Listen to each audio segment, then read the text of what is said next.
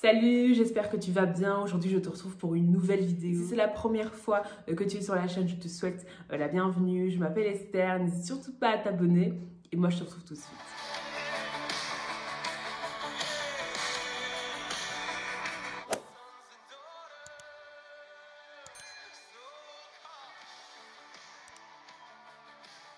Alors avant de commencer la vidéo, je voulais vous informer que ce vendredi, à partir de 20h30 heure belge, nous aurons un live sur YouTube. Donc je t'encourage vraiment à participer à ce live. Le titre du live, c'est « Qui sont nos ennemis ?» Donc vraiment, je t'encourage à participer à ce live. Je suis convaincue que le Seigneur va nous faire du bien durant ce moment. Alors pour la vidéo d'aujourd'hui, je t'encourage à prendre la parole de Dieu dans le livre de la Genèse, au chapitre 4, versets 10 à 12. La Bible nous dit ceci. Dieu dit, qu'as-tu fait? La voix du sang de ton frère crie de la terre jusqu'à moi. Maintenant, tu seras maudit de la terre qui a ouvert sa bouche pour recevoir de ta main le sang de ton frère. Quand tu cultiveras le sol, il ne te donnera plus sa richesse. Tu seras errant et vagabond sur la terre. Alors ici, en fait, ça fait référence à ce que Caïn a fait. Donc Caïn a tué son frère Abel. Après ce meurtre, il y a une conversation entre Dieu et Caïn où Dieu demande en fait des comptes à Caïn.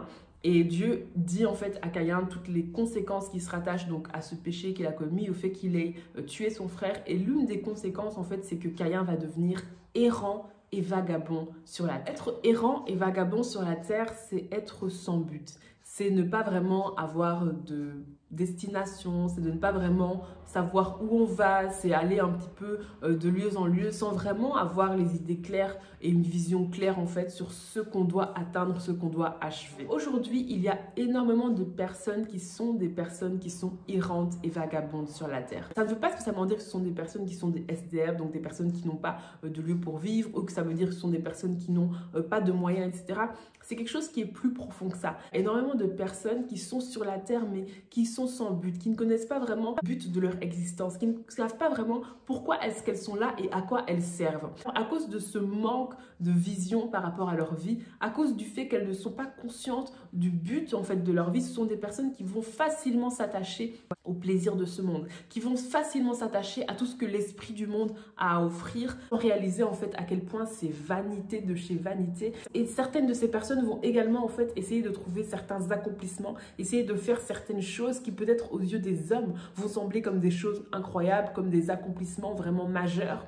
Alors qu'au fond, ces personnes-là vont quand même ressentir un sentiment d'inachevé, vont quand même ressentir que ce n'est toujours pas assez. Pourquoi? Parce que ça ne correspond pas vraiment à la véritable raison de leur existence. Ne pas vraiment connaître le but pour lequel on est sur Terre, et de ne pas vraiment connaître notre raison d'être, ça donne un sentiment d'être inutile, ça donne un sentiment de passer à côté de certaines choses, et ça donne aussi un sentiment de ne jamais être satisfait, de ne jamais avoir l'impression d'avoir fait quelque chose de véritablement majeur, de toujours devoir courir en fait après une satisfaction qu'on n'arrive pas vraiment à atteindre. Alors toi qui me regardes, si jamais tu as accepté Jésus-Christ dans ta vie comme Seigneur et Sauveur, si jamais tu as pris la décision de faire de lui le Seigneur de ta vie et que tu t'es repenti, j'aimerais vraiment t'annoncer une bonne nouvelle. La bonne nouvelle, c'est que tu as été créé en Jésus-Christ pour de bonnes œuvres que Dieu a préparées d'avance afin que tu les pratiques. J'aimerais te dire qu'il y a un potentiel que Dieu a mis en toi. J'aimerais te dire qu'avant que tu sois créé dans le ventre de ta mère,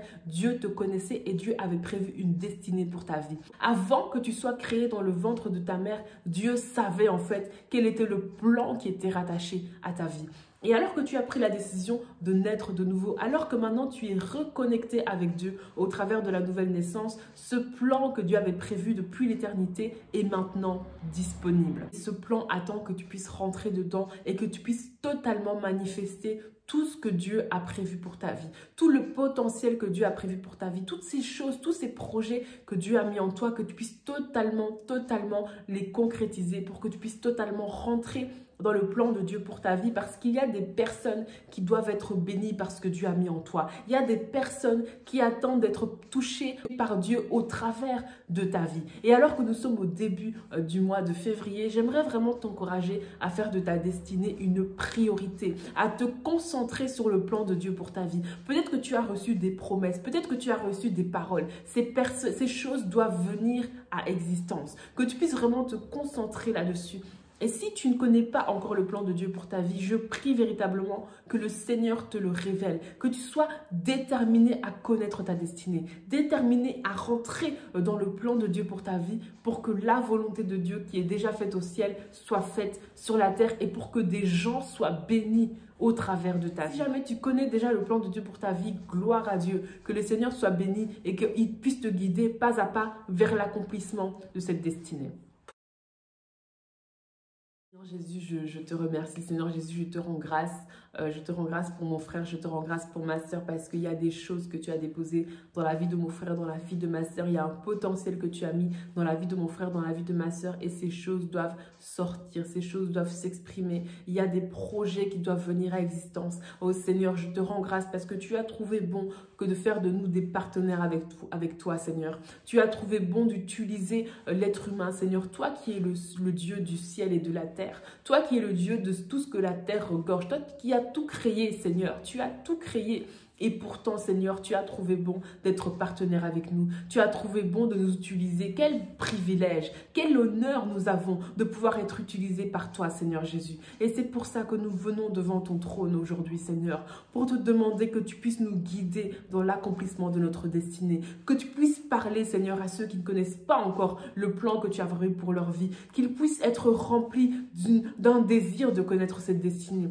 Qu'ils puissent être remplis d'une détermination à rentrer dans cette destinée, peu importe ce qu'elle est, et que toi, Seigneur, tu puisses leur révéler ce que tu as prévu pour leur vie. Je prie, Seigneur, pour ceux qui connaissent déjà le plan de Dieu pour leur vie, mais qui peut-être ont des doutes, qui peut-être ne savent pas par où commencer. Oh Seigneur, que tu les guides. Seigneur, que tu sois leur guide, que le Saint-Esprit tu puisses vraiment les guider dans le nom puissant de Jésus-Christ. Que tout ce qui était mort revienne à la vie. Je parle aux ossements desséchés et que tous les projets qui étaient morts, toutes les promesses qui étaient mortes, que ces choses reviennent à la vie dans le nom puissant de Jésus-Christ. Merci Seigneur parce que nous sommes partenaires avec toi. Merci Seigneur parce que tu as pour nous des destinées glorieuses pour que ton nom soit élevé, pour que Jésus-Christ soit glorifié dans notre génération et que nous soyons des personnes d'impact qui allons dans les différents domaines de la société pour aller y impacter avec la parole de Dieu, pour aller y impacter alors que nous sommes remplis du Saint-Esprit pour que le nom de Jésus-Christ soit élevé. Nous voulons que le nom de Jésus-Christ soit élevé.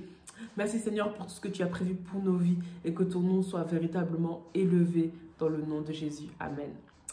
Amen, amen, gloire à Dieu, gloire à Dieu. Je bénis le Seigneur pour ta vie et j'aimerais te dire que tu n'es pas errant et vagabond. Ne sois pas errant et vagabond. Il y a une destinée que Dieu a prévue pour toi, il y a des projets que Dieu a prévus pour toi, il y a des choses dans lesquelles tu dois rentrer et vraiment que le Seigneur te guide dans cette année, que le Seigneur te guide tout au long du mois de février pour que tu puisses faire les bons choix, prendre les bonnes décisions et que tu puisses surtout aller passer du temps dans sa présence parce que ta destinée se trouve dans la présence de Dieu et que vraiment tu sois rempli du Saint-Esprit et que ton intimité avec l'Esprit de Dieu ne puisse faire que augmenter.